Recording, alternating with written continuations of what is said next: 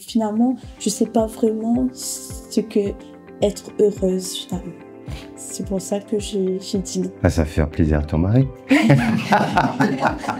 Il est prêt à faire des concessions, ce personnage. L'ego est tellement fort. Il faut le faire lâcher totalement. Et là, s'il y a le lâcher total, lâcher de ballon, ça s'envole. C'était un cadeau que je me suis fait parce que je suis pas du tout un aventurier, je suis pas Indiana Jones. T'es pas comme moi, quoi. Non.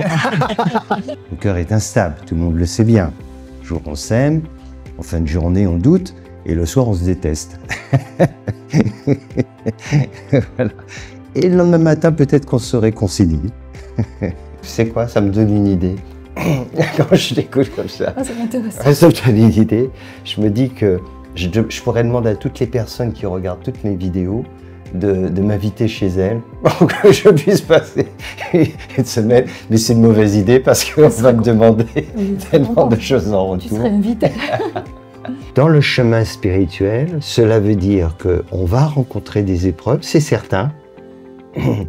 On ne va pas éviter tous les obstacles. Hein. C'est pas comme le GPS, comme Waze, il va nous indiquer le chemin pour le plus tranquille, pour éviter. Ça marche pas comme ça. Il faut tout lâcher. C'est comme le saut en parachute. Je suis pas un vrai spécialiste. Hein. Je vous dis la vérité. C'est très difficile avant, mais une fois qu'on a sauté, enfin c'est ce qu'on m'a dit. Hein. Je vais pas vous mentir. Après, ça y va. J'aime parler des langues étrangères, j'aime écrire, j'aime tout ce qui est littéraire. Mais alors, la compta, c'est une langue étrangère. Hein. Oui, plus En tout cas pour maintenant. moi. Sur les milliers et centaines de milliers de vies qu'on a eues, mais combien de compagnons et de compagnes on a eu? On fait comment quand on retrouve tout ce monde? On dit chérie à qui? On fait comment? Qui c'est qui on va Heureusement que c'est pas le journal télévisé. Comment tu fais pour supporter un enseignant spirituel comme Amédée? Voilà. Ça, c'est une bonne question. Comment tu fais? Un certain nombre de personnes disent avoir maintenant dompté leur ego, l'avoir sous contrôle, on peut dire. Est-ce qu'il est possible de s'exprimer ainsi quand on a vraiment dompté son ego? Si c'est l'ego qui nous dit je suis sous contrôle, qui peut dire cela par l'ego? L'ego est indomptable par nature. Il est indomptable. C'est juste impossible.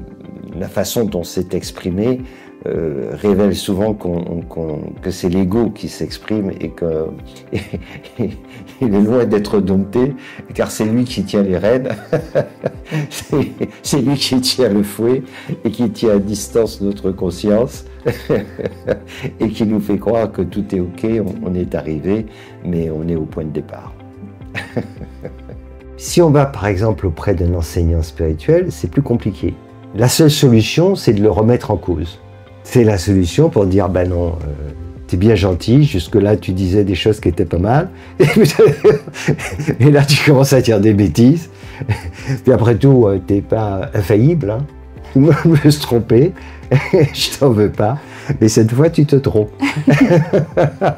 Quand on lit Ramana Maharshi ou Mananda, tu es le soi. Hop, j'extrais cela, je suis le soi. Pourquoi cherches-tu à te réaliser puisque tu es déjà réalisé?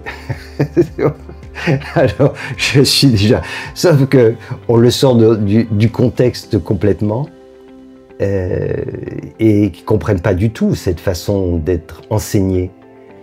L'autre parle à ton âme, il veut réveiller cette mémoire en te disant mais cette réalisation, elle existe déjà en toi, tu es le soi.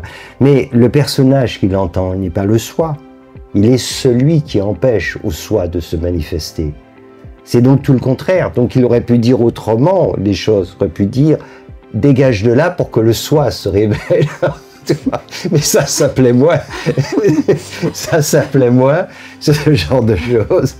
Donc on va l'oublier. Et puis il y a des gens qui sont paresseux dans certains domaines, pas dans tous. Par exemple, il y a des gens qui sont très sur le côté intellectuel, ils peuvent lire, apprendre plein de choses et tout, mais les faire le tour du pâté de maison, non. Non. Éventuellement, ils peuvent ouvrir la fenêtre, regarder à gauche, à droite, et ensuite ils reviennent dans leur bouquin. Je te rappelle quelqu'un ou des personnes? C'est très imagé. C'est ça en fait. Quand on vient me voir, c'est pour que j'enseigne, pour que je dise aussi ce qui va pas. C'est comme si tu vas chez Garage et tu emmènes, enfin c'est une comparaison, elle vaut ce qu'elle vaut, hein. Mais tu as une voiture qui a un problème, tu vas emmener voir le mécano, le gars, tu vas l'emmener voir. Puis à la fin, si la personne te dit, je vais vous dire tout ce qui va bien. Vos pneus, ça marche très bien. Le ceci, ça va très bien. Pendant 1 heure, il va te dire ça. Qu'est-ce que tu vas faire? Ça va t'énerver. Tu dis, je ne vous ai pas amené ma voiture pour me dire ce qui va bien. C'est pour me dire ce qui ne va pas. Mais moi, on ne fait pas comme ça. C'est-à-dire que si je dis, voilà ce qui ne va pas, alors comme tu as dit, la réaction, oui, mais quand même, j'ai fait des efforts, j'ai fait ça, j'ai fait cela. Tu dis, d'accord. Alors, on va parler de tout ce qui va bien. Effectivement, tu m'as connu calme. En fait, l'éveil, ça calme vraiment. Oui. Non, tu ne peux pas imaginer. C'est plus qu'une boîte d'anxiolytiques, tu vois, de seul coup, de somnifères. T'es calmé pour la vie. On sait qu'on a franchi un palier. Parce qu'on se voit dans des situations où on se dit ça avant. Cette personne-là, par exemple, qu'en face de moi, je l'aurais tué.